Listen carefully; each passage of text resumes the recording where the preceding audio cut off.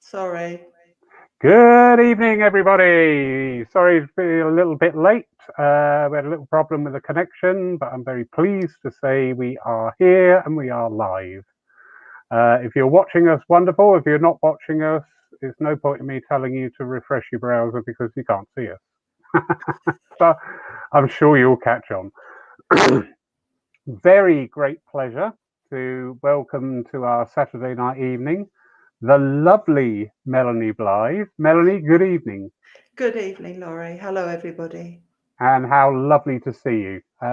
Really is. I have been really hyping you up and telling everybody how brilliant you are. Simon, stay out of the picture. Stop waving your hands around as a husband on the side. Put your hand away. Stop it. He can see you. Yes, I have been hyping you up, Mel, because I have experienced your work in the past on a couple of residential courses down at lovely Eastbourne. That was a magical week, and in Welsh Wales as well too. And both times absolutely blown away by your work and your mediumship. And sorry, of course, yes, of course, here at Paul too. How could I forget that? Because that was really interesting. I'll bring up something from that later on. That was great. Mel, so are you still working in the physical and trance states, or is this something that's set aside at this COVID era? I'm still working in trance state. I did a demonstration online a couple of months ago, in fact, for a church, which was very interesting, but it all worked fine. I'm not sitting in a seance room at the moment, not doing that, but physical phenomena happens anyway. Yes, yes. I can testify that. Every time I speak to you, Mel, that time when we came back into contact, I had banging and crashing going on in my kitchen for 2 nights, and I thought, bloody Mel. Sorry. That's all right. It's fun. It upset the cats, but I was enjoying it. Tell us, how did you discover these abilities in yourself? Well, painfully. Fair enough. When I was about 6 years old, we moved to a haunted house in Essex, and it was full of spirit and not pleasant spirit. There was a poltergeist, and things would fly around. And when I approached puberty, the phenomena increased dramatically, and realized that there was something strange going on. And my boyfriend at the time, who was a medium, so when I suppose we started seeing each other in my late teens, he communicated with the poltergeist and managed to calm things down a bit. But when I went into a spiritualist church for the first time, within a matter of weeks, I was invited into a closed mental mediumship circle and went into trance, again, almost immediately. And then I was invited by a lovely old gentleman called Sid Fitzsimmons, long in the spirit world, who invited me to sit with another 2 mediums who he knew had physical mediumship abilities, which I didn't even really know what that was, to sit. And there was phenomena. Frankly, I thought that all mediums had tables running around the room and things flying. I just thought that was completely normal. So I was very surprised to discover that it wasn't. Fair enough. Would you say then that let's concentrate on the physical side just for now, that physical mediums are born, not taught? Gosh, yes, I think so. Yeah. I've worked with a lot of physical mediums over the years. As you know, I've run courses not to really teach people how to be a physical medium, because I don't think that's possible, but to show best practice and to listen to their inspirers and try and help these mediums to go along the path that their guides would like them to go along, because that can be a real problem. If you've got a physical medium, they're not always mental mediums. They're not always trance mediums, or they don't have one in their circle. So they are unable to find out from their guides as the best way to proceed. They just have stuff happen, or they're fascinated by it and sit in a group and see what happens. So what I found was that people's guides, if I went to do a workshop somewhere, were saying, oh, please tell my medium that I need them to do this, this, and this. So I thought, well, there must be other people around and about who are having the same trouble. And it's actually a method I use with all development. I ask the guides, what do you want? But it works very, very well with people who wish to develop physical mediumship. No, I get that totally. Running circles myself, I always ask, first of all, the sitter, what do you want from this? Where do you want to go from this? Well, as you know, I do that. Yeah. Yeah. Far too much. Yes, and that it really is. You said best practice, I think was your phrase, and definitely I think we need to see that reinstalled and reinstilled within all our development facilities, circles, groups, whatever. Go for the best practice and approach it, like a business in a way, and just say, right, this is where we would like to go. Talk to the guides, bring in their opinions, invite your guides in, because I've been called out a few times to go and assist people who are having issues, and quite a few of them were, oh, we have a circle, right? And what's the circle about? Oh, we just get together. Yeah. Okay, and do what? Oh, we just sit and see what happens. Right, okay. I think I see what's going wrong here. Yeah. But the physical mediumship, I mean, it's a very, very rare gift. It almost virtually either died out or went underground for about the last 30 years. It was not a thing, it was very difficult to find anybody working in the physical realms, and even more difficult to be able to either sit with them, learn, or go, as I've seen with some of your demonstrations. Physical. I must admit, the first one I saw of you, I was going to run out the door at one stage. I thought, oh, bugger this. What? Why? What happened? What happened? The night before, this was at Poole, I'd gone round and blacked out everywhere, all the windows and everything. I'd even put tape over the keyhole to make sure there was no light in and everything. Brilliant. And I sat in here the night before, and before my eyes, this French nun appeared with a wimpole. Yes. And I'm like, oh, hello. And then the following night, because I said to her, why are you here? She said, I'm getting ready. And I went, okay. And at that time, I knew nothing of you. I knew absolutely nothing of you. I'd not met you. I didn't know any of your background or anything. And blow me, that the following night, when you were sat there and getting ready and talking to people, and what was her name? The guy, Marie-Therese. Mary Therese, that was it. And you said, Nicole, Mary Therese. And I got, you recognise her by a wimpole. And I went, oh my God. It's been here since last night.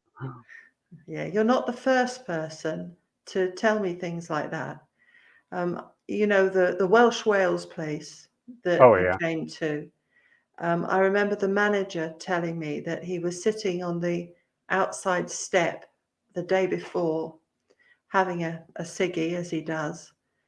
And he had a Spanish waiter who was working there sitting next to him.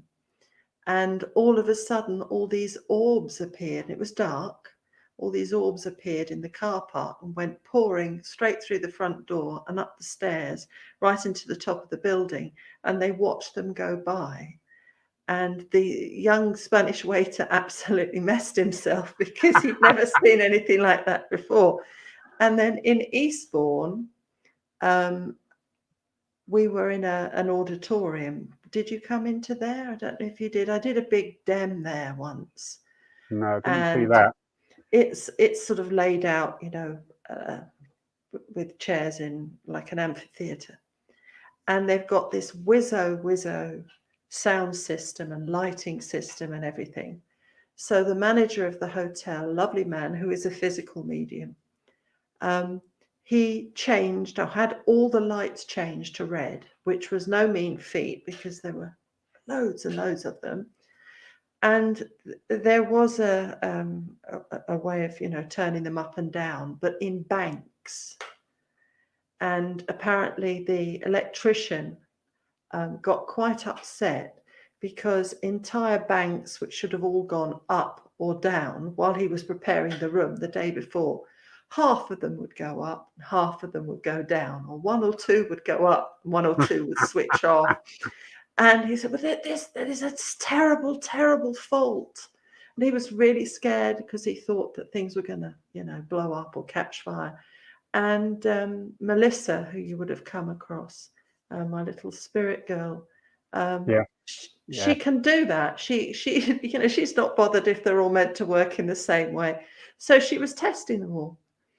So that poor chap was quite frightened, apparently. But she's just doing her job, you know, getting the lights sorted.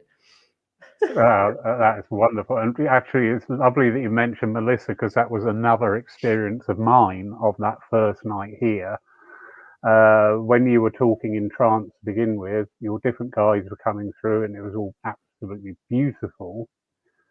I was aware of Melissa running really fast down the side of the church, and right on cue, she came through you in trance.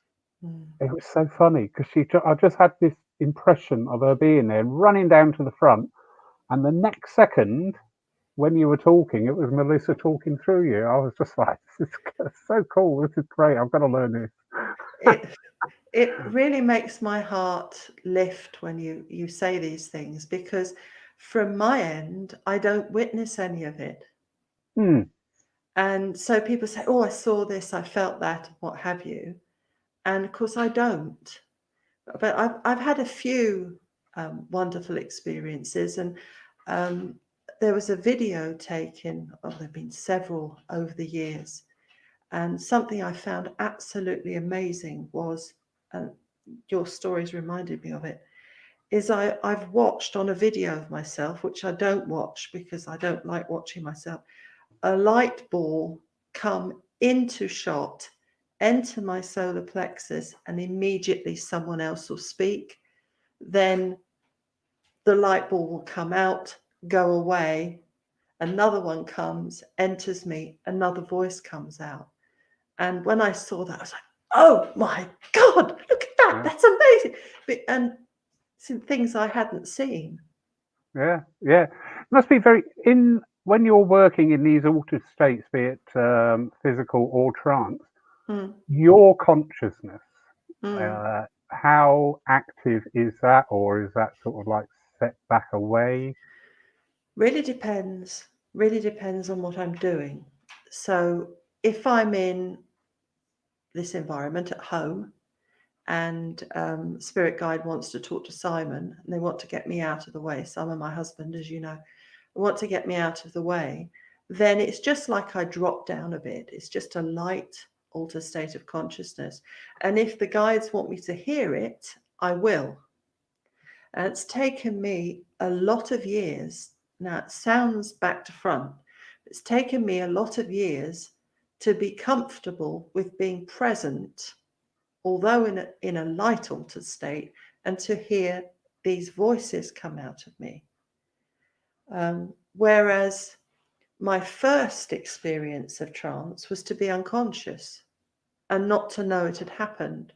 So I've kind of done it the other way round to most people. If I'm doing a trance demonstration, even to this day, as I've been doing it a long, long time, then there'll be part of the time when I just don't know what's gone on, part of the time where I'm somewhere but it's not where my body is. There'll be times when I'm having a conversation with one of the guides and I'm convinced that that guide's spoken publicly and they haven't. And sort of a mixture of those. So it really depends. And sometimes it's like, how can I describe it? Like I'm being pushed backwards by my eyeballs. It's a very, very weird feeling. It's as if there's a massive pressure on my eyes and I'm just gone. So, but then I can come back, but think I'm here, but I'm not. Or I can come back and know I'm there, which I don't like at all. Yeah. But it really depends on where I am, what I'm doing. And sometimes if there is a danger, which I've had some terrible experiences in trance and physical, with human beings being idiots, not spirit.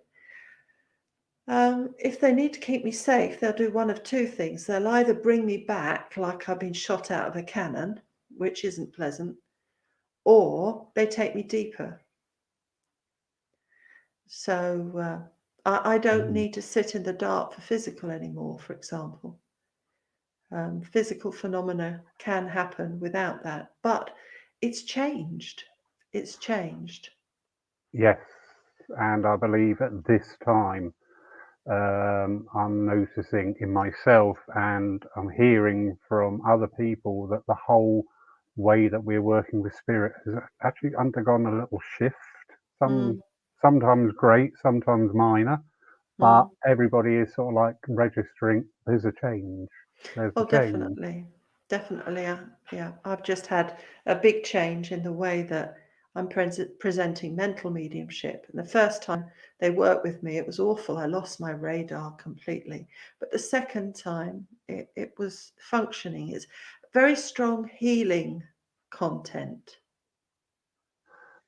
Definitely. Yeah, definitely. But I think that's always been there with physical and trance, certainly with me anyway. It's always been about what the people need to see and experience. It's nothing to do with me at all. It's what's out there, what people need. Yeah, and that is always a great part of my work. I work for spirit in the realms of healing, and through the messages, through the philosophy, whatever, it's always got that healing vibe there. It's always got that healing energy.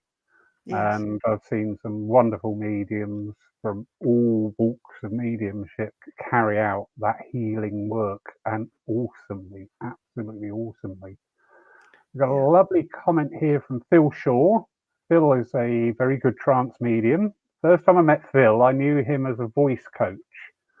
So I approached him on behalf of the church saying, listen, we do this thing called mediumship, and I'm trying to explain how a medium works, but I was trying to get these courses together for people to be able to speak properly. And then he very kindly responded, I'm actually a trance medium, and I sat with so and so, and I thought, you just let me ramble on for 10 minutes telling you what a medium is. But he still talks to us. So Phil is just saying, yes, it can be disconcerting to hear my voice. Yes. Yeah. I had a very, very weird experience once. I was actually sitting in front of the laptop in my family home. So when I was with my first husband and my children, and my youngest child was lying on his bed because the computer was in there. And all of a sudden, one of his guides started speaking to him. But I was conscious and the voice came out of my chest. Mm-hmm.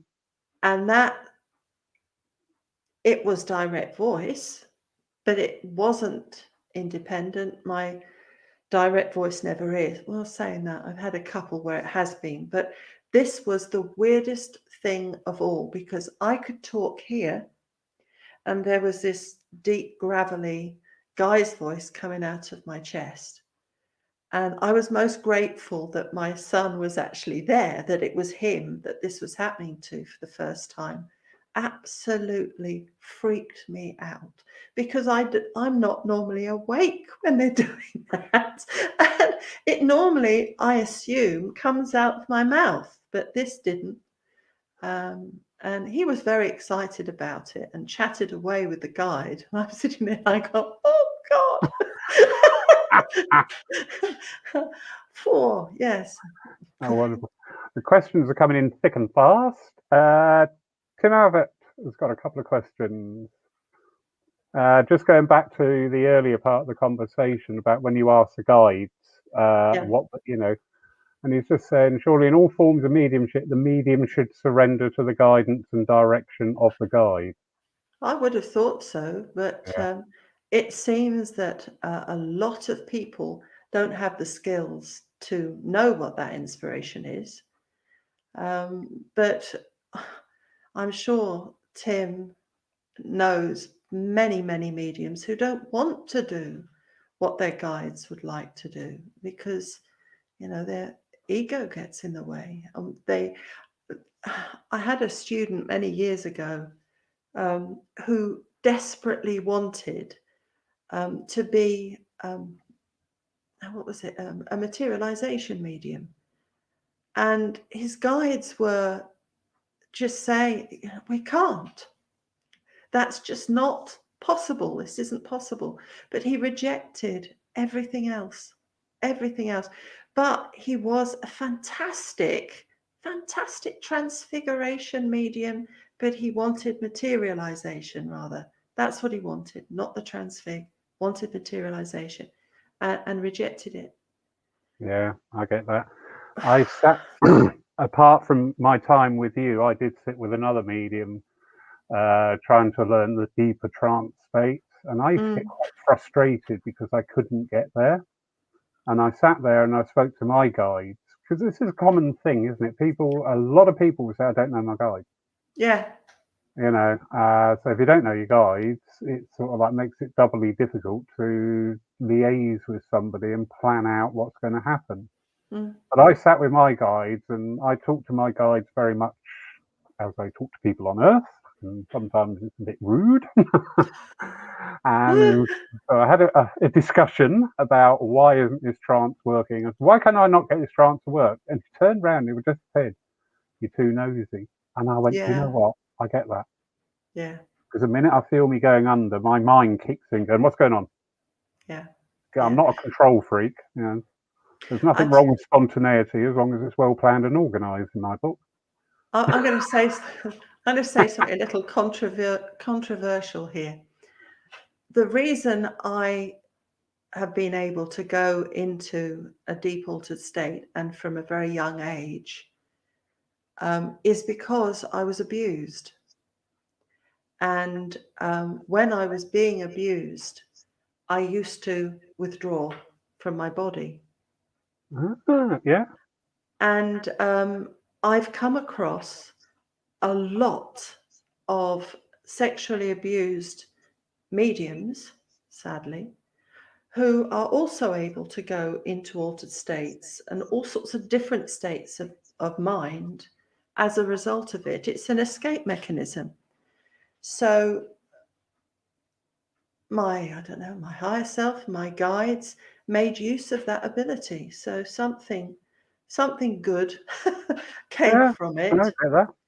And also, I've only recently really acquired edges to myself. How far you can approach me. A lot of abused people, whether sexually, physically, emotionally, they don't have a sense of self in many ways. So you haven't got a mechanism saying, go away. It's just, there's kind of almost a, I don't want to say victim mentality, because guides aren't abusing us. and they're not trying to break in. But if you don't know that you have an end, if you've never acquired that, then it's, from my experience with myself and with other people like me, it seems to make this blending easier, bizarrely. Yeah, you're always told in me. Well, it's a very common saying in mediumship: lose yourself. Yeah. Lose yourself for that Well, time. And if you've already got experience of that, then very strange. Another question here from Tim. Do you believe the different states of consciousness are conducive and compatible with different forms of phenomena? So what are you saying in big words, Tim, my darling? So do you go into different places in your mind? So are you in all different altered states, depending on what you're going to do with it, presumably? Yeah, that's where I would go with that. Yeah, I think so. But I think it's very dependent on the medium themselves, because I know a couple of physical mediums who aren't in the sort of classic altered state that we think of in spiritualism, where they're actually the super sensitive, super aware, rather than being kind of how we think we should be, which is kind of dropped off the place, gone far out. Instead, the phrase I use is they can hear a pin drop and a mouse sneeze. So they actually become so incredibly sensitive to everything around themselves and then produce the phenomena. So they're present in the room and wired, that they're sort of not calm at all, which is interesting. Yeah. And that would go a long way to explain as well the rigors that you need to instill if you're going to have any sort of a physical dem. The first priority is safety of the medium. Yeah. And that will include in removing mobile phones, having a safe place outside of the sitting room where mobile phones are left. Yeah. Being told, listen, if you want a wee, go and have a wee now, because you do not get up halfway through the seance. Well, I think that also varies, because generally, yes, people are told to get rid of their phones and they get searched and all sorts of things. I had a situation, and I think it was probably Eastbourne again, where somebody had their phone anyway, and they had switched the phone off, which they never did normally. And when we got to the end of the seance, I suppose you'd describe it as, the demonstration, she found that somebody had rung her.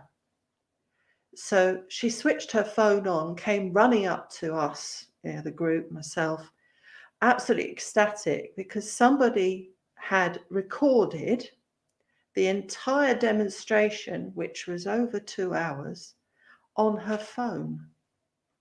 But her phone had been switched off. She shouldn't have had it, and it was in her handbag. So somehow Spirit had used her phone to record it, but it didn't affect me. The thing that used to affect me most was if somebody switched a light on, which I've had happen, or people's attitudes. If there are people in my congregation, my audience, who are horrible, basically, that would hurt me. So, but I know other people where that doesn't. I think we're all very much individuals with this. Oh, very much so. But that sort of energy you're talking about, even in dems of mental mediumship, and I'm sure all mediums out there listening tonight and listening in the future will have experienced nights when it's just pants. Yeah. Because the energy, whatever is going on, is just not conducive to the state in which we usually work. They forget the sensitivity of the medium. And I know that when I am working in trance states and altered states of consciousness, more than just the normal mental mediumship, demonstration of clairvoyance type of level, even though I am not present, an aspect of me is, and it hurts. So I feel very vulnerable. And I think we are very vulnerable when we're working in this way. Very true. Very, very true. A little comment here from the lovely Phil Shaw. Big strong shift in his mental mediumship since he had major surgery last year. Now that's interesting, because in a way, where you were saying about your background and your childhood, and this is not uncommon, is it? That people go through a big trauma of one degree or another in whatever circumstance, and things shift suddenly. Most definitely. Here's another weird one for you. My mother, bless her, was mentally ill, and I have very little memory of anything as a very tiny baby, really. Well, we don't, do we? But she actually killed me when I was 2, and then resuscitated me. And it is from then that I have clairvoyance and past life memories and all sorts of stuff. So a bit different to major surgery, but certainly when things affect the mind, the body, there is definitely a change in energy. And yeah, definitely. So I think being dead and being resuscitated most definitely made me weirder than I already was.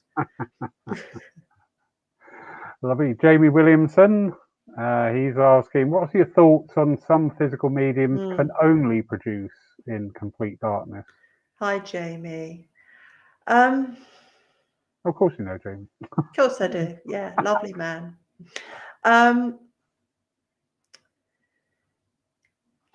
Interesting, because that was me once. And I think part of it was because I knew that that was the safest way of working. And I had an experience when I was demonstrating in a church where the church hadn't been set up properly. And I treated a physical and trance demonstration in the same way as I would a mental mediumship one, which is you turn up irrespective of weather, and whether your arm's dropping off, you still go because you're serving. I turned up, and this church president and booking secretary decided that I wasn't genuine and put the lights on. And I got really, really badly burnt, as did my student who was sitting with me, who was practicing transfiguration. We got all burns all over our faces, like somebody got a fag, and gone. And my solar plexus was really badly burnt, and I threw up. I coughed up blood. It was ghastly. And the thing is that my guides, see, Tim, not listening to the guides, I knew there was something wrong about that Dem. I knew it, but I did it anyway. And my guides came through a little while later and saying, that is never going to happen to you again, because we're working with you in subdued light. And they started, and it took them a while, but they got it so that I could work in subdued light and still produce phenomena and, let's say, ectoplasm, for want of a better term, because I think people use all sorts of different energies. I got it in the ear hole, in the neck, from dear old Stuart Alexander when he heard what had happened to me. Don't do that. So it took me 6 months to get over that light switch. Yeah. But it depends what the energy is that's being used, who the medium is, where they need to produce it, so many different things. But yes, some physical mediums can't work unless it's dark. Yeah, very true. I mean, according to the records, although in this day and age, if I said it's blue sky, somebody would have to say it's mauve or something. Helen Duncan's record, reading her biography written by her, it's like a Hollywood stage film. It's brilliant. But the key, what I'm trying to get to, my usual roundabout way, is that the police busted into one of her demonstrations and she was very, very badly burned. Yeah. And in fact, passed short not too long afterwards. So, yeah. Exactly. Yeah. That is exactly what Stuart said to me. Think of what happened to Helen. Yeah. Lovely Amazing. man. Lovely bloke, Stuart. Amazing physical medium. We've got one of your many students on. Oh, hi, Codders. Haven't seen him for a very long time. Yes. Yeah, lovely. I never made it to Cobra Hill for some reason. Oh, well, it's over now.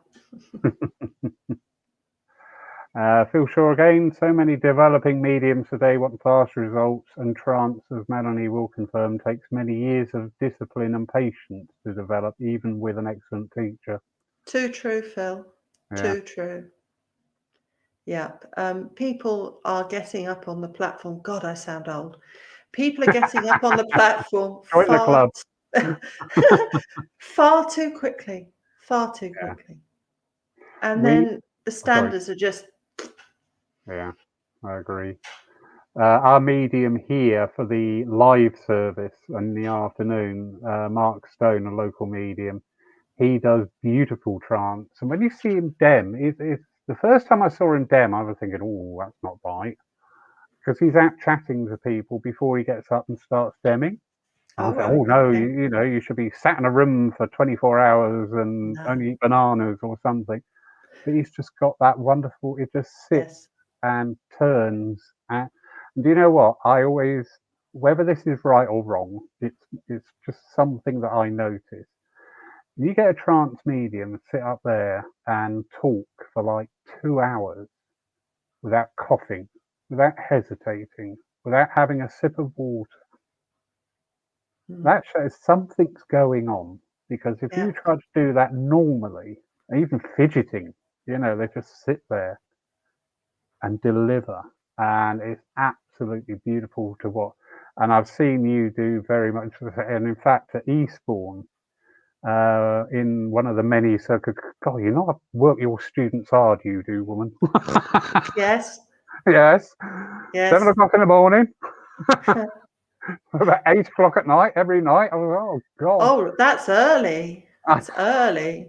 I was often still up at 2 o'clock in the morning sorting something out. But normally we used to work at Cobra Hill till about 10 at night.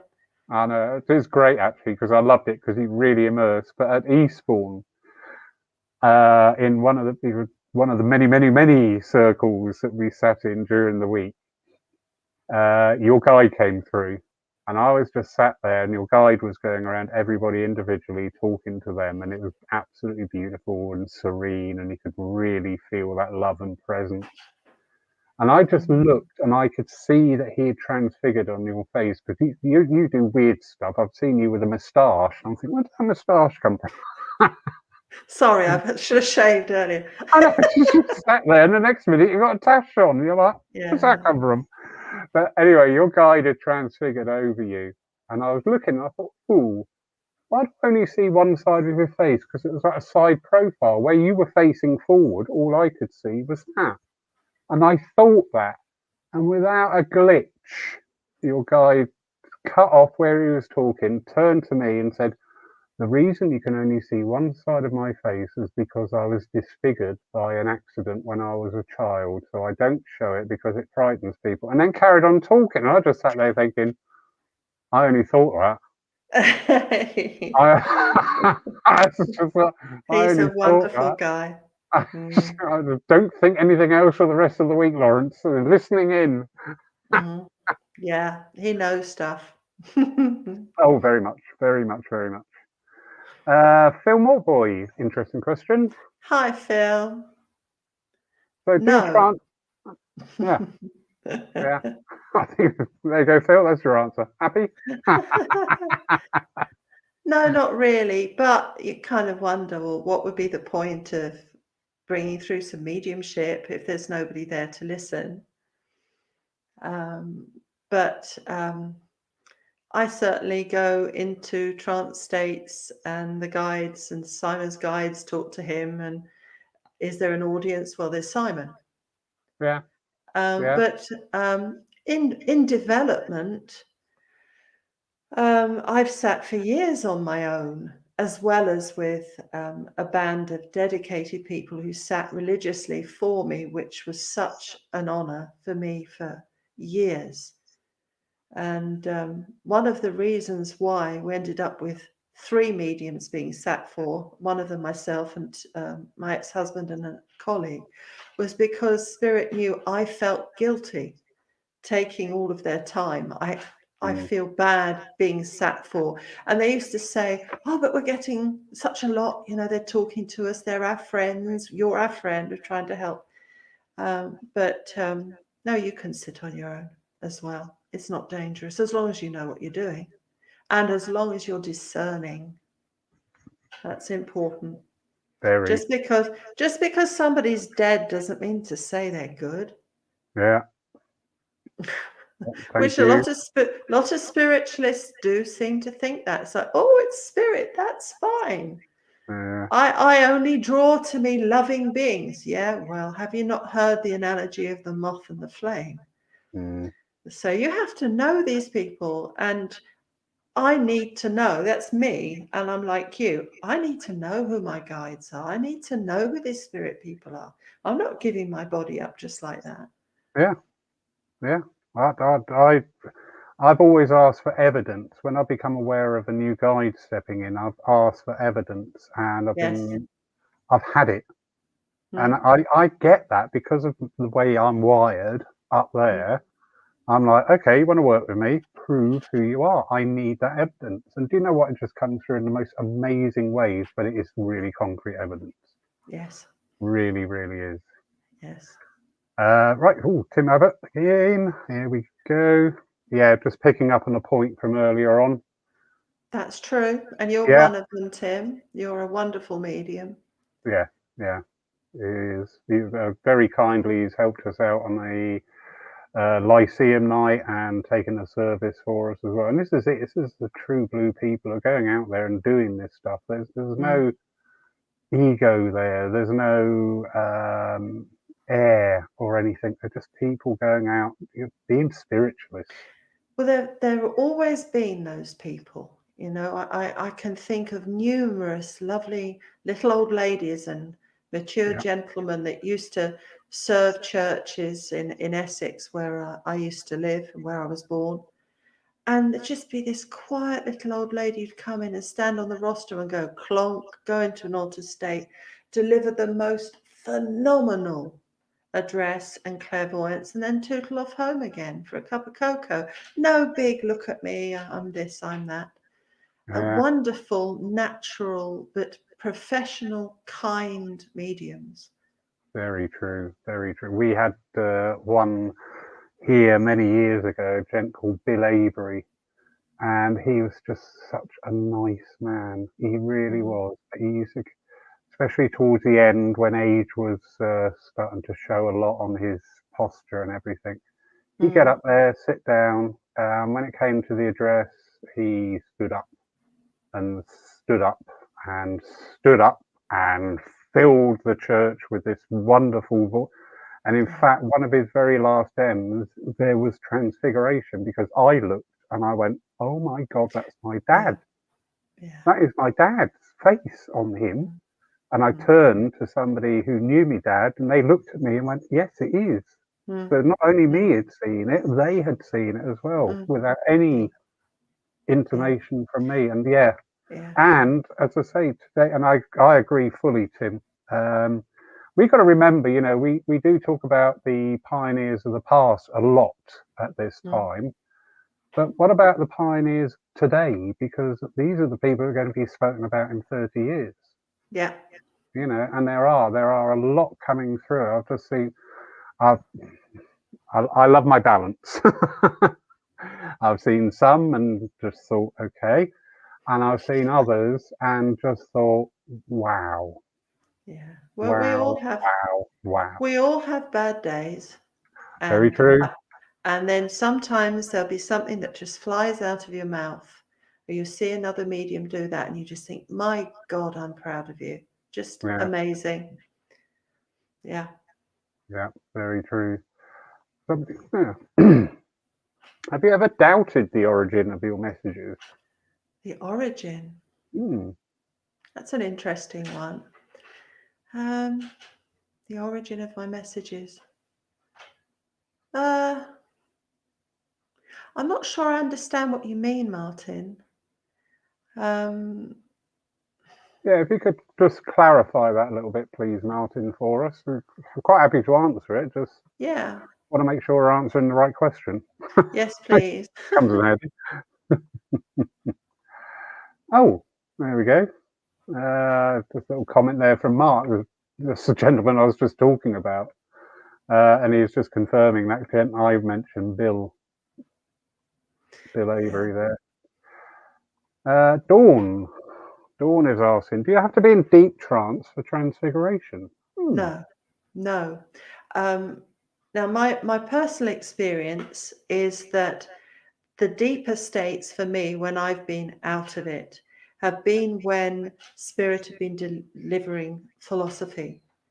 I found that when I'm working without speech, so if I'm in a cabinet, they're working on levitation or materialization, I can be aware, but I can't move. That's been my experience. And I have transfigured a lot of times and seen many people transfigure, not overshadow, these are different things. And the medium has actually been moving around and has been aware enough to be able to speak in their own voice. So, no, you don't have to be. Okay. Very briefly, picking up on that, you said overshadowing is different. So just for our understanding. Yes, I thought you'd ask that. With transfiguration, that is physical phenomena. So there will be some kind of projection mask in front of the medium's face. So if they were to turn sideways, you'd see their face and then Spirit's face or whatever they're producing in front. And with overshadowing, it's usually the person who's observing is clairvoyant and they are seeing a mental projection of the spirit. So that would explain why you can have sort of 5-10 people in a room looking at a medium who's transfiguring, and the medium's face is blurred, there's something in front, I can see a face, I can see something. Whereas if it's an overshadowing, same people in the room, maybe just one will see it, and they say, oh, I can see such and such, I don't know, Native American or nun on that person's face. And they'll go, oh, no, I can't see that. And then they might go, oh, yes, I can, because they've tuned into the same frequency. They're seeing the same thing as the other medium. So it's a different thing altogether. A lot of people say, oh, they're transfiguring, but they really aren't. Interesting. Thank you. Martin's come back and clarified. Ah, right. Yeah. I thought you were saying that. Oh, absolutely. Absolutely. I have encountered spirit beings who are pretending to be my own guide. And that is one of the misfortunes of, and I'm not there now, but having been vaguely known by people.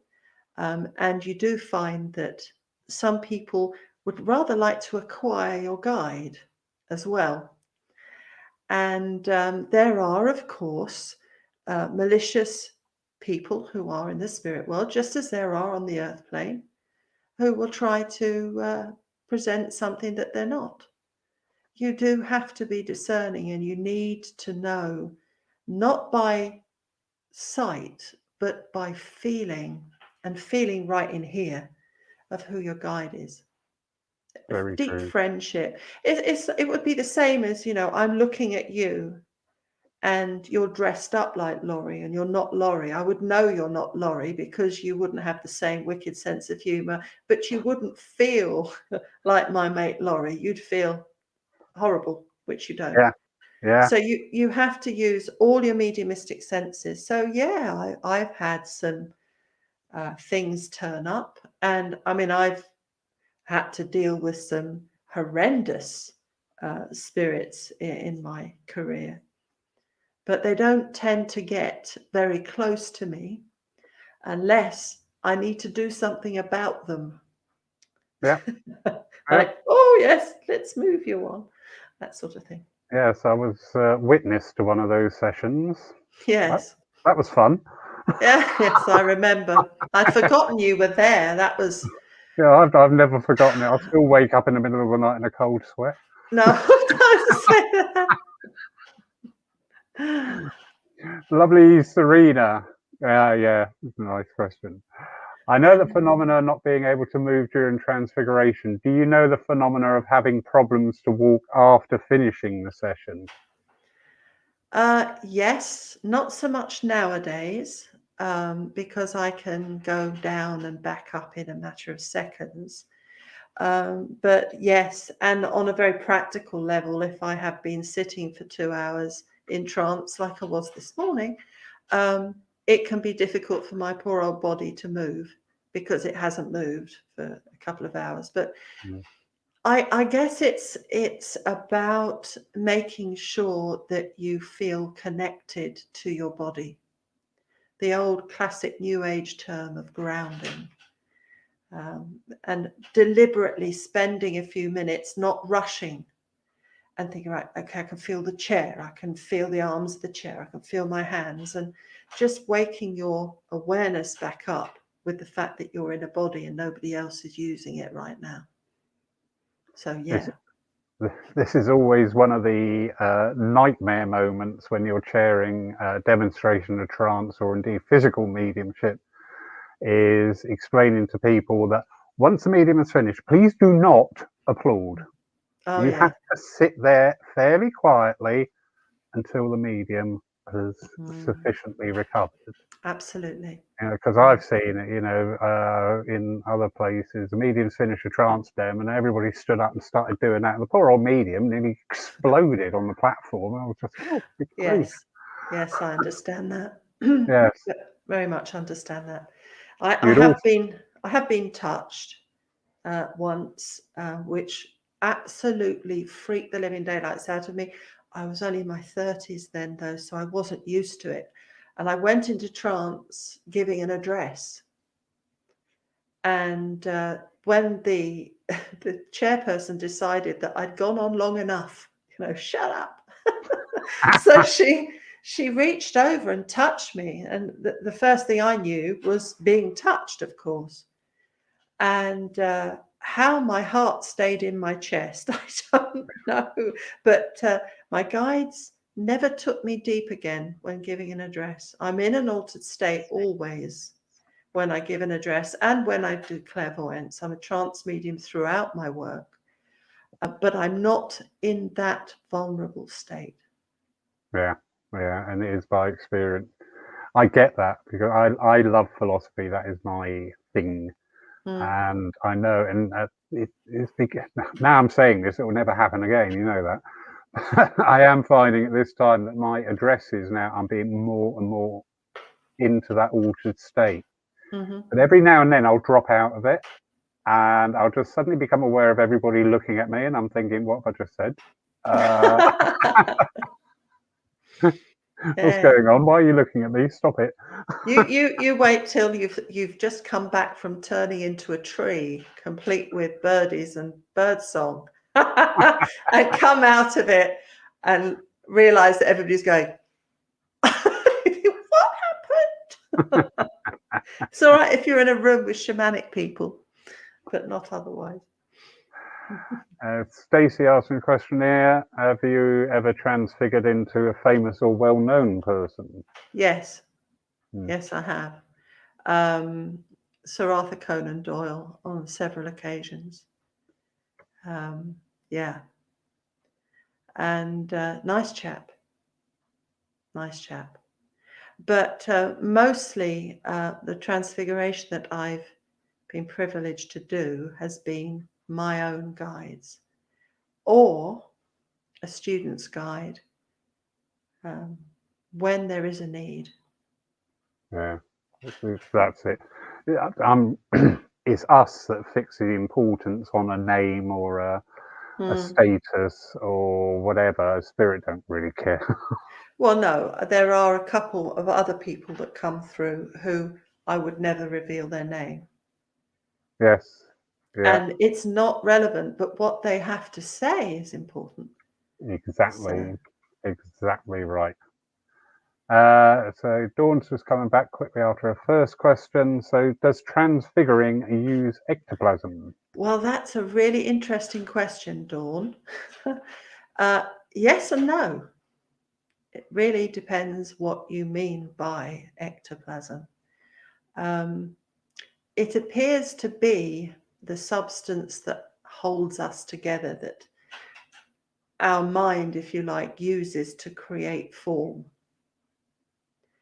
And not everybody is using that substance because it isn't particularly safe. And I'm afraid in my mature years, I've forgotten the name of the medium. I'm sure Tim will remember, and you probably do. There was a medium who was weighed years ago. Yeah, that rings a bell. Yeah, she was weighed before she produced her materialization and during her materialization, and found that she lost the weight of the spirit person who materializes. The spirit person was happy to be weighed.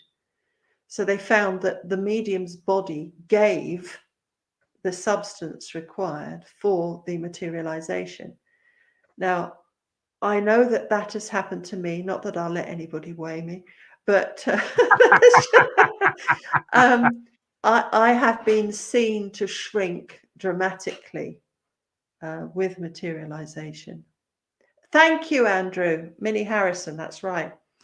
So a lot of mediums are working with different substances. I think in the Skull group, they were using different things.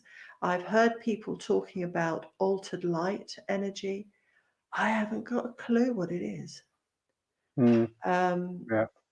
But spirit guides did tell me what the energy was that they used with me, and then said, don't tell anybody, because if people find out how to do that, they'll just make a weapon out of it. So it's like, okay. Yeah. Yes. Things are open to abuse, aren't they? Yeah. Jackie's got a question here. Do you know when another medium is not in trance? Hi, Jackie. Yeah, absolutely. And I have seen that a few times. What I dislike is when a medium says they are in a deep trance and they're not, and they're just pulling faces. That offends me. Yeah. I've been accused of being a fake myself a few times, which also offends me because it's not true. And I think it is actually, therefore, very difficult for people and other mediums to determine whether somebody is in an altered state or not. Bearing in mind, there are so many different places you can be in your head, so many different altered states of consciousness. But you get a feeling in your gut. And I think that for me, what I'm looking for is, again, that feeling, love. I know I can only talk about my own experience of the love that I feel from my trance control. The gentleman who turned towards you and spoke to you after you thought, he just exudes love. And I think that is the only kind of being I would want to work through me. And of course, there are people who work in trance states who don't have that connection. And I think it's possibly because they've not looked for it. Maybe they don't think that that can happen, or they're worth that happening. It's never been me thinking I'm worth that. It's just that I've been so fortunate to have guides who love me. So I would be looking for a feeling of compassion from the guide. I think that tells you a lot. Very, very true. And as I say, I go back to my 3 benchmarks that if somebody just sit there for 2 hours without fidgeting, without coughing, without pausing, without taking a sip of water, is, and it must be very difficult when you're working in that field to balance life here and life spiritual as well, because I've seen it with a few of the trance and physical mediums where they seem to be doing an awful lot of work and then things start going a little bit awry, shall we say. And I feel that's the burnout. pressure.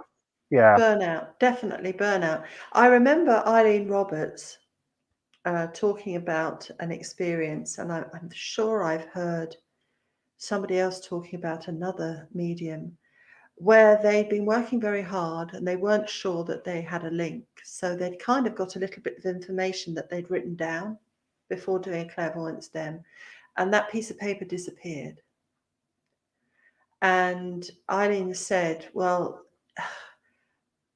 that, shouldn't have even considered doing that. And I think she was talking about someone else. I can't remember who it was, but burnout, yeah, and having to perform.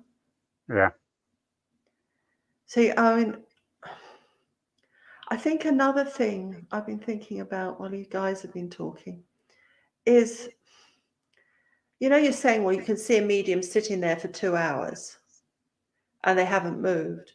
I think it's also important to look to see how different the person is that's coming through to the person that's demonstrating. I have a guide who Andrew Codders knows extremely well, who is a very down-to-earth Native American. And I was doing a demonstration some years ago, and he was very annoyed. This guide was very annoyed because somebody had said that he was present in their home circle and he wasn't. And this guide is extremely honest, and he swore out of me in a trance dem a lot. And he also told somebody that they needed to sit on their backside, but not using that word. And I'm a shamanic practitioner and have been for a lot of years, having worked with various shaman from South America, from North America, from all over the place. Shamanic people tend to be very straightforward, and spirit shaman are the same. So he's not going to be fluffy bunnies and rainbows, he's going to be, you're being a prat, stop it. And he did that in public, which is not something I would do. I can swear like the best of them, but I try to work kindly, lovingly, professionally, and I don't lose my temper. So the difference between me and Sweary Man was quite big. So sometimes what you're seeing, it may be a bit sort of off the wall, but if it's so very different to the medium, then you could be thinking, well, hold on a minute, there's something different. This is something different. This is another mind. This is another energy. Yeah, another intelligence. Yeah. I saw a trance medium once, and again, another thing, when I've seen either trance energy or physical energy, as I did here in Paul, I see sparkles always running along edges of things, straight lines. Oh, lovely. And this trance medium sat there, and down his tie, I saw the little sparkles just start to run down the edge, and I thought, oh, this is going to be good. But the school of thought of the guide that spoke through him did not sit at all well with my own school of thought. And I was just sat there thinking, well, this is rubbish, but it's trance. And it took me a while to gather that information and understand it and just say, well, yeah, you've just heard a different opinion. Yeah. But it was trance. Yeah. It was trance. It was another intelligence talking through the medium. The fact that where they were coming from didn't marry up with my understanding of things. I did the usual human thing, that's him rubbish. But after a while, I just thought, hold on, this is just another school of thought. It does my ego the power of good when a guide when a guide disagrees with me publicly.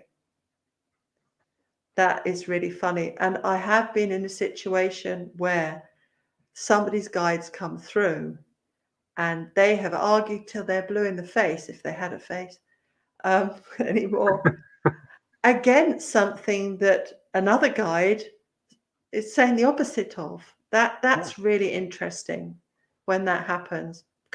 Confusing, but difficult. Here from the lovely Paul Dodd. Hi, have you sat in trance at the same time as someone else conversed with that other person whilst both of you are in trance? I don't know is the answer to that. Because if that had happened, I think I would have been unconscious. But I have seen it happen with students, which has been very interesting. And as you know, Laurie, I am left of weird. I had a student once who had an extraterrestrial guide, which I don't have a problem with, who was alive. So probably not, communicator is better than guide. Communicating telepathically from another whole world. Now, of course, we're sitting there thinking, this is so beyond weird, this can't be right. Until the spirit, which wasn't dead, transfigured. So I've seen plenty of live people transfigure mediums, transfigured the medium. So we're like, oh, that's not her. And then another one of the students in the same circle at the same time went clonk, and a spirit of that kind of alien came through and communicated in English, which was jolly helpful, with the telepathically communicating living alien who explained how he was doing it. Now, even for me, that was out there. That was out there, gone beyond. I have to say, there's not a lot that makes me think, okay, I'm officially nuts. But if we hadn't all sat there and seen her face disappear and this other face appear, we might have thought, okay, let's get the straitjackets. But, there's life in other worlds, and why wouldn't they communicate? And why wouldn't they be telepathic? And why wouldn't a spirit version come through somebody else? Why not? Let's keep it in the family. So it's probably not the answer you expected, my love, but that is my experience of that. No, I have witnessed that happening when we were in lovely Wales. I can't remember him. The chap that used to run the hotel. Yes. He was talking in trance at the same time as somebody else in the circle was talking in trance, and they exchanged views on something. And you were just sat there like, do you know what? Excuse me, I am in the room.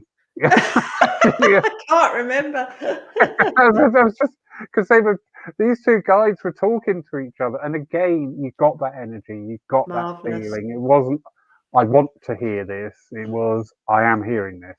Yes. Yes. And they were discussing the people in the circle, and it was just like, hang on a minute, excuse me, we are here. Yeah. Serena back. Can you say something about feeling sick during transfiguration? Yes. The deeper the state is. I'm sorry you're having that trouble, Serena. Yes. Now that is something that I've come across a lot with students over the years. What it normally means is that the connection with that particular guide who is working with you for whatever form of physical phenomena, you're not quite blended together properly. So what you need to do is you need to spend some time just sitting and inviting the guide that's going to do transfiguration, for example, just to come and sit with you, not even to transfigure you, just to be with you and get used to each other's energy. And then gradually you'll find that the nausea feeling will pass. But you also need to say to the guide, "Oi, Mush, you make me feel sick when you do this with me. Can you stop it?" So those two things, but you need to spend some time blending, really. Yeah. That's the cause of that. And also on a purely physical level is monitor your diet as well around the time of working. Yes. You know, and see if there's any correlation. I find the day before I dem, I'm totally veggie. And the day of demming, like yourself, I don't eat until after I've demmed. Well, that used to be the case for me. But nowadays it isn't. Midnight fish and chips, wasn't it? Oh, yeah, it's terrible. I couldn't eat beforehand at all. Yeah. Just couldn't, because I'd be... nowadays, it doesn't bother me. But then my diet's different to what it was then. Yeah. So I think that has a marked effect on it. I found the diet thing has just evolved. It's not something I've just sat there. It's just actually I listened to my body. Well done, you. And I just sat there, and the day before I would eat very lightly and always vegetarian. Yeah. And the actual day, like you, I remember running around pool at 11:30 at night looking for a fish and chip shop for you. I was like, carbs. Oh, after a dem, I needed carbs. I so needed carbs. But now not so much. I think it's come with development. You know? Yeah.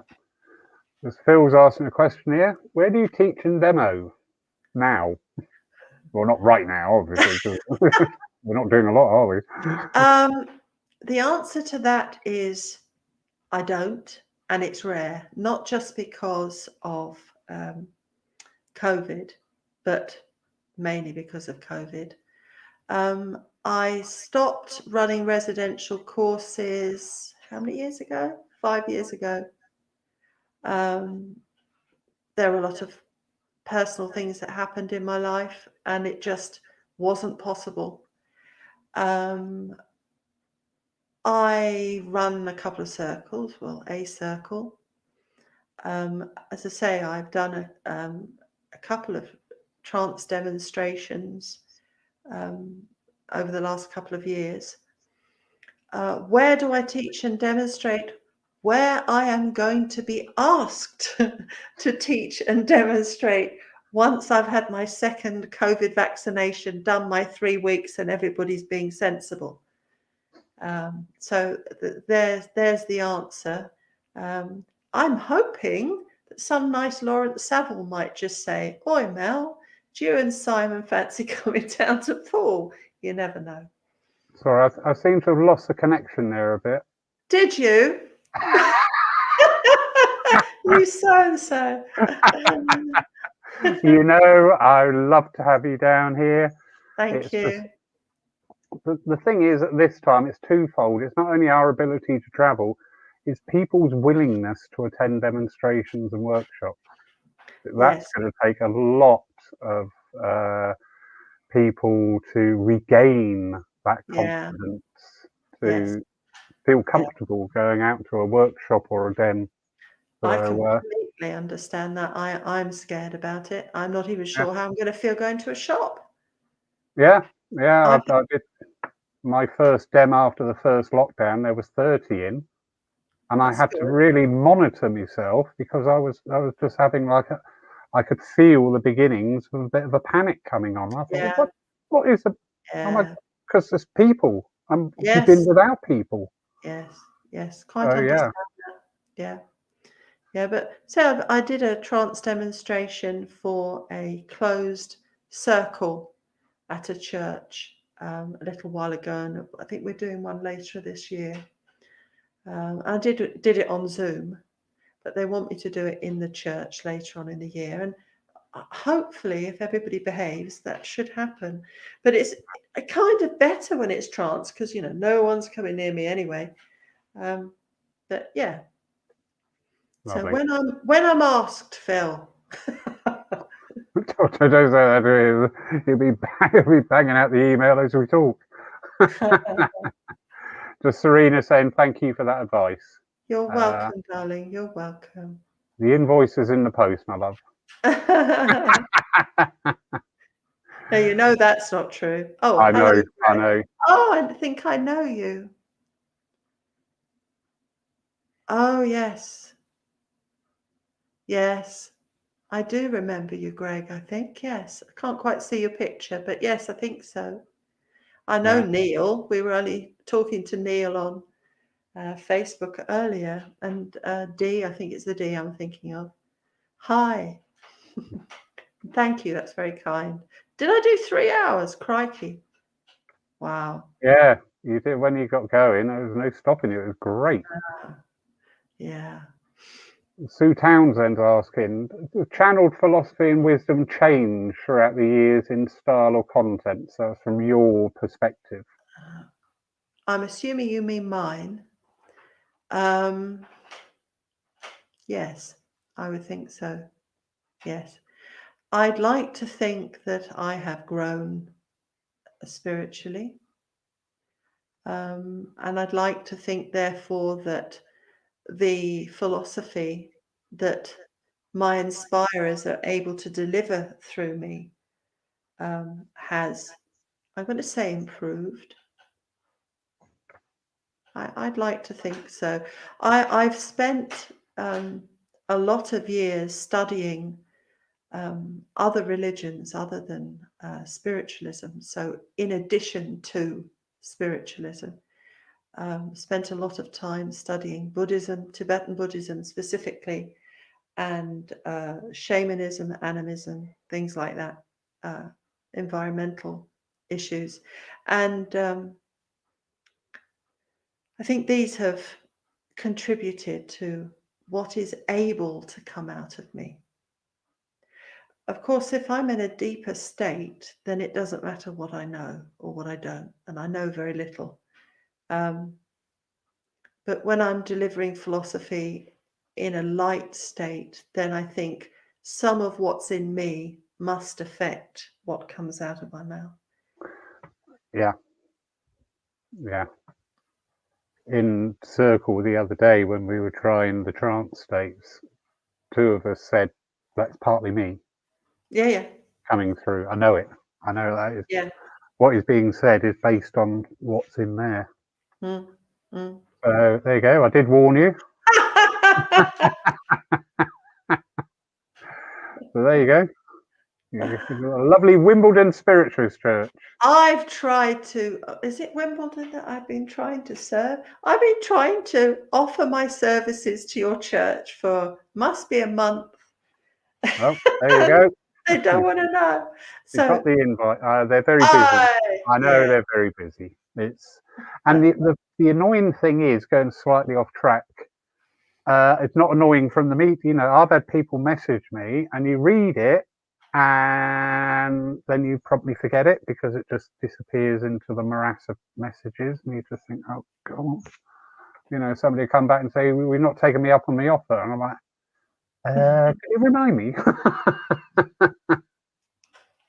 So yeah, Mel, Laurie. Mel. What a wonderful, wonderful night. People have so enjoyed it. The comments flying in here. Absolutely wonderful evening, because it is one of these areas we don't get to talk about. Just on a bit of a closing note here now, you have touched on this energy, and it's not spoken about often. There is a prependency with people about, you know, I've had somebody say, oh, Spirit, wake me up at 3 a.m, give me poetry to write. Oh, Spirit told me at 3, you know, I've got to wear red today. And my view is, if somebody woke me up at 3 a.m, they better be dead, or otherwise they will be. Number 2, if Spirit want me to wear red, then get it out the bloody wardrobe and iron it. Yeah. So, you know, there is this wonderful warmth and love that we get from the Spirit, but that's not always the case. Yeah, and just touching on that to make people aware, these deeper altered states are wonderful for the sitter. It's not so much for the medium, because we don't remember it. We haven't got a clue what was said. We just wake up and think, well, nobody's throwing things, so it must have gone all right. Yeah. But, you know, these deeper states, if you're ever thinking of embarking or trying those out, what would your advice be from that safety consideration? Well, I was told many years ago that you draw to you what you put out. And I found that to be wrong. Really? Yes. Okay. What I found is that you cannot assume that any being, whether alive or dead, in the sense of being in a human body or not, or other forms of life, bearing in mind I'm shamanic here, so I communicate with anything. You cannot assume that any spiritual energy, let's put it that way, that wishes to communicate with you or through you is what they say they are. And if you think about it, what goes on in our material world is not that dissimilar to what goes on in the spiritual realms. So when people pass over, they don't automatically become shiny rainbow beings, you know, which unfortunately, as I said earlier, some people believe that, and it's not true. So we know in spiritualism that you are the same the moment after passing as you are before. So that is very true. So in my opinion, the best way of developing mediumship in any form is to get to know those that guide you. And specifically get to know your main guide, your doorkeeper, gatekeeper, guardian angel, whatever you want to call them. Get to know that principal guide. And also don't think that you've just got one guide. You haven't. You will have one main guide that will be with you through thick and thin. They'll have been with you since before you were born. They'll stay with you throughout your life, no matter how much you muck up, and will stay with you afterwards. Get to know them and work with them, not for them.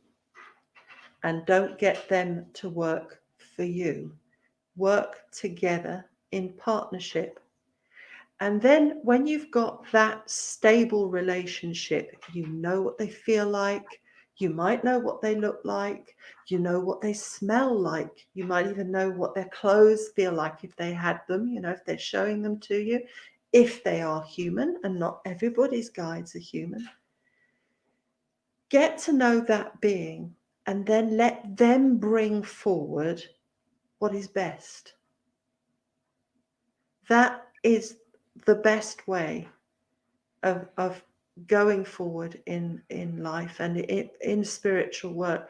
I know when I first came into mediumship officially, the very first circle I sat in, I was made to sit for a long time, and I'm talking years, just getting to know my main guide.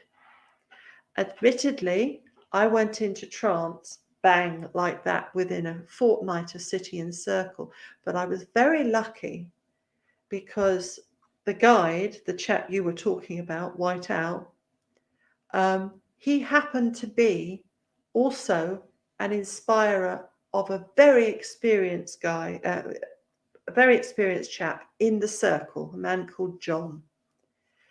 And as far as I know, White Owl still works with John and with me, although I haven't seen John for 20 odd years. But he'd been vetted, if you like. So he went through John and then literally stepped over at the circle leader's instruction, because the circle leader said, so he was speaking through John, and he said, okay, my friend, would you now speak through Melanie? Mid-sentence, and I'm thinking, what's he talking about? What's Les talking about? And all of a sudden, I was like, boom. The next thing I knew, I was coming round with everybody going, are you okay? So that was different, but really important. You get to know that guide. And I think sometimes people don't, because they don't think they can. They don't think they've got the ability. Maybe they can't be bothered either. Oh, I'm fine. I can just, spirit, it's fine. No, don't do that. And if you're going to be working with physical mediumship, the way that physical phenomena happens isn't always because of the energy of spirit humans. Arnold Clare's mediumship was through the power of elementals, fairies. There are photographs of him holding an elemental in his hand. And I remember Stuart Alexander getting the book out, showing me that and saying, Mel, that's how you work, and showing me pictures of Arnold Clare's little guides. So not everybody works with, I'm going to say the word dead, with dead humans. Okay, so there are all sorts of different things. And if you're shamanic or like that, you might be working with a bear or a lion or something. You need to get to know what beings are involved in the manifestations of spirit in your seance room with your mediumship. So brilliant. Yeah, really, really good advice. Very quick footnote there. I hear that a lot. I don't know my guide. Give him a name. yeah. If you start to feel them coming close, give him a name. Ben. There you go. My guide's Ben. Because the minute you start doing that, you then start to create that image, which will be used and manipulated by spirit. But you've also got over that hurdle of, I don't know their name. I don't know my guide. And you hear that so many times. So just say, right, give him a name, Ben. And when you feel Ben around, say, oh, hello, Ben. That's a really good idea. Really start communicating that way. Mel, we could go on for hours. Yeah, happy brilliant. to. People have absolutely adored tonight. You've been great help to a couple of people. Lovely, Serena. There you are. You've really helped there, which is absolutely beautiful. Absolutely beautiful. Serena. Yeah, really, really, really lovely comments coming in here. An absolute seminal evening, as I knew it would be. It's taken long enough to get you online. You're always busy. How about this weekend? No, I can't do it. How about this weekend? No, I can't. I'd be happy to come back again, Laurie, now that I know how this blooming thing works. I'm old. I don't know how these things work. You got in. If you got in, don't worry. That's the main thing. You were here. Yeah. This is a lovely platform for these sort of nights when it's just Yeah. two people talking. Zoom's lovely for other practices, but I find it quite distracting when everybody, if you're trying to watch a service or something on Zoom, I do find that a bit of a distraction, even putting it on speaker view before anybody tells me. But this platform is great for these when you're imparting that knowledge and that wisdom. So thank you everybody for joining us. Thank you so much. Thank you, Mel. Thank you, Simon. He's hiding. But He's hiding now, is he? All right. There's a hand nearly coming by. There he Oh, is. there it is. There's a hand. Oh, it's a materialization.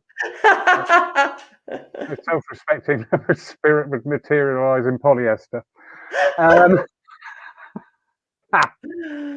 If you've enjoyed tonight with Mel, she is actually taking our Zoom divine service tomorrow morning at 10:45. The link to that service is on the church Facebook page under the events tab. So we're welcoming Mel, Fred, at a senior moment then. Mel and Simon will be giving the reading, I believe. Is that right? Can we have a thumbs up? Thumbs up, Si. Are you doing the reading? Come closer with the thumb. Yes. There we go. Oh, I love him. So that's 10:45 tomorrow morning on Zoom. Room opens around about 10:30. And as I say, the link you'll find on the church Facebook page under the events tab. Tomorrow afternoon at 3 o'clock, we have the lovely Mark Stone here in person, who will be taking our Sunday Divine service. Anybody local to the area, we would love to see you. Obviously, at this time, we need to adhere to the travel restrictions. So it's a little bit like Royston Vasey at the moment of, are you local? But if you're in the area, I'd love to see you. If you're not, you can't make it, that's fine, because we do stream that service live to view only on our church Facebook page. Monday night at 7 p.m, Saturday morning at 9 a.m, we have our online meditations. These are just short 5-minute meditations, excuse me, just as a little pick-me-up. Wednesday at 7 p.m, live on the church Facebook page and YouTube channel, we have Ricky Whitemore talking on trance healing. It just happened that all these altered states has come in this week. That's wonderful. So that's live on the church Facebook page this Wednesday the 10th, 7 p.m, also on our YouTube channel with Ricky Whitemore. On Friday night, we have a Spiritist night, and we have the lovely Dana Cece talking to us from California. Excuse me for coughing. Don't run out of the room. You can't. Dana Cece back, and he's great. I love Dan. He's a cuddly little fella. So that's 7:30 on the church Facebook page on Friday night. And next Saturday, we have Debbie Walker talking on... See what I mean about trance? If I was doing this in trance, I wouldn't cough. Debbie Walker talking about sound healing, and that's 7 p.m. live on the Facebook page and the YouTube channel. Mel, any parting comments? Thank you for having me.